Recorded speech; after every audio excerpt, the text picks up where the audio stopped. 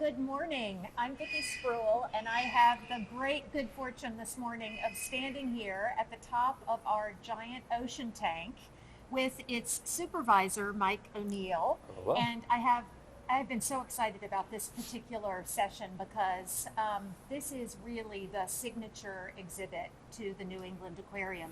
Some of you may not realize that this is such a big exhibit, 200,000 gallons of water, that the aquarium had to be built around this giant ocean tank. And it's home to so many animals that visitors over the decades have gotten to come to know and love.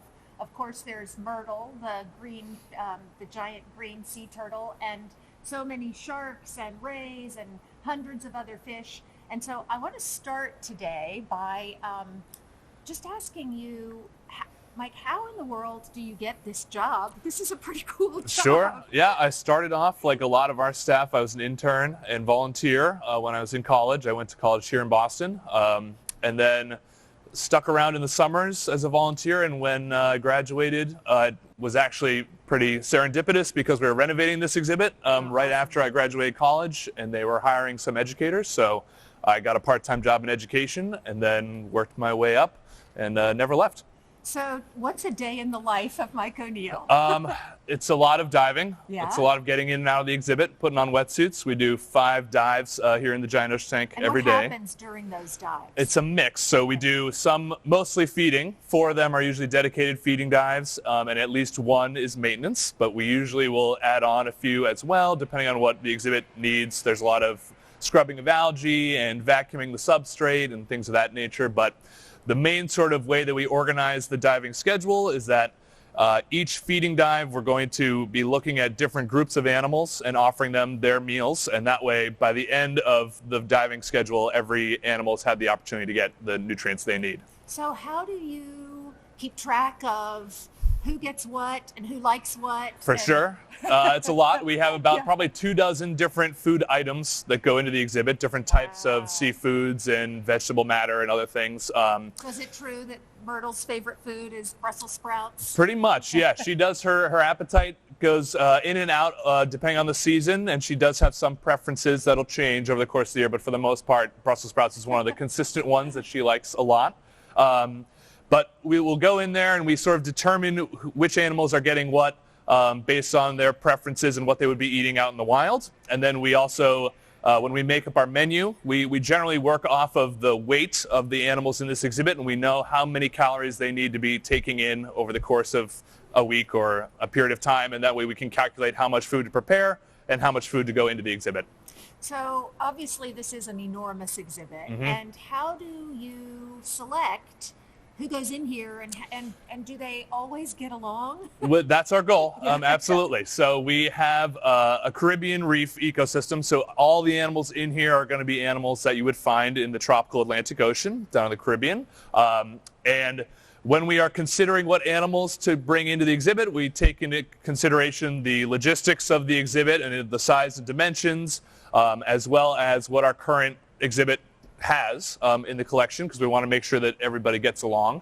And then a lot of what my staff is responsible for doing is making sure that we're providing those animals any customized care they need. So a lot of people will ask, how can you have sharks and fish in here, or how can you have eels and fish in here, because those would be predators of smaller fish on a reef like this. So we take into consideration their natural history and what they need in order to survive. And so we will offer them food frequently on a nice consistent schedule, and usually do some target training so they know there's a particular stimulus. When the sharks see their target in the water, that's where they need to go for their food. And that way they're not really motivated to look around at everyone else. They know that there's an easy meal that we're going to be offering them, and we're accommodating their nutritional needs. So they're not really going after anybody else in the exhibit. So one of the things that I love about this new renovated exhibit is that you can stand here where we are and actually look down into it, which is such a different vista from when you're going. Do you have a favorite place? Up here is definitely my favorite. I love the Yaquicor Reef Center as well, that we share the space with to talk about Caribbean things. And not every aquarium has an open space at the top of their largest exhibit. There's usually a lot of equipment that's needed to manage an exhibit like this. So it's kind of unique that we have an open space up here that's so visitor friendly, and everything that we're doing in and out of the exhibit, staff coming in and going in, or animals coming out for medical procedures, that happens here, and it's for the public to see, and it's a really kind of special space to be. So that whole notion of animal care, which is something we pride ourselves on here at the New England Aquarium, I'm wondering if you could say a little bit more about what kind of care do they get on a regular basis? For sure. What's involved in that whole process? There's Absolutely. so much that happens behind the scenes that those of you watching, I guarantee, don't appreciate and understand. Yeah, so in addition to the routine dive schedule and all the observations we make, that's kind of sort of the ground level for all the animal care. So we're going to make sure that the daily tasks and observations we make are consistent, because a lot of these animals aren't going to swim up to us and say, I don't feel well, I need to go to the veterinarian. So, although you do observe them pretty closely, and if they're starting to... Absolutely. So that's where it sort of begins, is with what are we noticing on a day-to-day basis, dive by dive. And then if we do need to do any medical treatments, or a lot of our animals are actually on a prescribed, like every 6 months they get a routine checkup. That's animals like Myrtle and their other sea turtles and our sharks, things of that nature. So if we notice anything unusual, we can isolate those animals and bring them out of the exhibit for medical exams. And for animals like Myrtle, we use the hoist that's in the ceiling there, and cool. She actually gets lifted up out of the exhibit and then can be moved back to our medical center, where our veterinarians can do a more in-depth exam. But it really depends on the animals, but sort of the first level of animal care is what we're seeing when we're in the exhibit all day long. So I know you must get thousands of questions. Oh, yes. Yep. On a daily basis about what's going on in here. And I'm wondering, what are your top 3 questions that you get? Sure. A lot are Myrtle-centric. We focus a lot on her, so people want to know how much she weighs. So that's a nice thing to have in the back of your mind at any time. Right now it's 550 pounds, everyone. And then, how old is she? A lot of our visitors have been here either decades ago and remember her and come back, or bringing their kids back. And so we know her history in aquariums, so we're pretty confident that she's in the 90-year, 95-year range when we add up all those records. And then usually the immediate follow-up is, how old will she get to be? And that's still kind of a mystery. We don't know exactly what old age is for a sea turtle. Out in the wild, there's things that sea turtles have to deal with, like ship strikes and entanglements and predation, which she doesn't have to worry about here. So we're kind of excited to see how long she'll live. Hopefully another 100 years. So that in and of itself is a research scenario. Absolutely. And I think with our focus on conservation, which we've had from our inception, pretty much every animal is in here for a reason, and we're also studying them. And I think that sometimes is lost on the person who's just coming to be entertained, to view the animals. Yeah, and sea turtles in particular, there's been a lot of sort of some of the big hurdles that sea turtle research has had to face is the technology to track them in the wild. Things like battery life is critical to how much information you can learn from a sea turtle. We rescue a lot of wild sea turtles and rehabilitate them and re-release them. And when you put a satellite tag on that animal, it's limited by either how much information you're going to get from that tag and what period of time the battery will last before it runs out. And so having multi-decades of tracking, particularly sea turtles that travel, all the global oceans, it's hard to come by. So having individuals like Myrtle here is sort of a unique circumstance where we'll be able to see her growth and her aging process in its entirety. And so this is a coral reef. It's a Caribbean reef exhibit. And obviously coral reefs around the world are highly threatened. Absolutely, and, climate change in particular, warming water temperatures. How much do you use this exhibit to actually tell that story as well? And I know we've got the other exhibits up here. For sure. Well, we like to say that this is sort of what a pristine reef would look like, or a reef that's uninhibited by any of those issues that unfortunately reefs in the wild are facing, and sort of to highlight how critical coral reefs are in terms of their natural biodiversity. It's a hub for the multitude of species you find in the ocean. It's a sort of a hotspot where you find more species in a single location than pretty much anywhere else.